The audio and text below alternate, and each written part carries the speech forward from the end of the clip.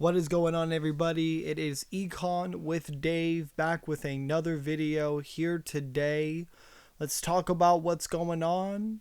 So, on I believe Thursday or Friday, I was going through the collapse here, the hilarious idea that Claude or these other little interesting AI systems can knock off trillions in market cap. I was going through day by day a lot of what was going on. A lot of these stocks really are not cheap enough to purchase. They might be at fair market value, knocked off from all time highs. I'll post a screenshot right here. I'll have it up. And I bought a little bit of PayPal. I didn't buy a lot. I buy small nibbles in the beginning when I'm purchasing, and then the frenzy has begun. I'm up 15% on my PayPal trade in less than 48 hours of trading. Um, so everyone's talking about it, and I wanted to make a very short video about it. This isn't a gloat, but rather it's a focus. So what's interesting about the proposed, situation here is PayPal may get purchased by Stripe. They're calling it extremely undervalued, and people are getting a little bit hyped in the process of this happening. So, what I want to do and what I want to talk about is the research that I had on PayPal, speak a little bit about why that I bought it, and obviously break it down for people that are, a little bit interested. And looking to see obviously what the next steps are going to be. So let me go ahead and pull my system up here. I'll be 30 seconds, everybody. Okay.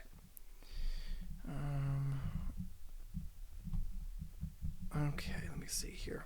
So, why did I buy PayPal to begin with? Obviously, fintechs have been getting slaughtered. A lot of my portfolio is now full of different fintechs. I think they're on sale. It's a rotation from my 0 to 3 month treasury bonds. I've taken a little bit of liquidity out of those, rotated it into buying these companies. So, at least on information that we have today, okay, they have $10.42 billion in cash. Their debt is $12 billion at PayPal. It's a net cash negative of $1.87 billion, slight net debt. There doesn't seem to be any, craziness. Out of the $10.42 billion, we gave it a conservative haircut. We only calculated 0.85% of the available capital, so we believe that 8.86 billion could be possibly usable. Debt to EBITDA was 8.81x. Interest coverage is 14.07. It's not a distressed, asset. There's no evidence of panic. There's no revolver dependency. There is no insane loan optionality that would concern us. Free cash flow is 5.56 billion. Usable cash plus 3 years divided by near-term debt. Their coverage is 2.1 total debt. There is no near-term refi that's necessary. That's, to me, a very big victory. Even if all of the debt were due immediately with the 5.56 billion in free cash flow, and they use every dollar towards it, realistically, you're looking at 2.2 years. There's no liquidity trap. Revenue was 33.1 billion. Net income was 5.23 billion. So cash earnings integrity is good. No, there's no distortion, and it seems that things are looking relatively well at PayPal. Stocks going down, obviously from all-time highs, so that's extremely interesting as well.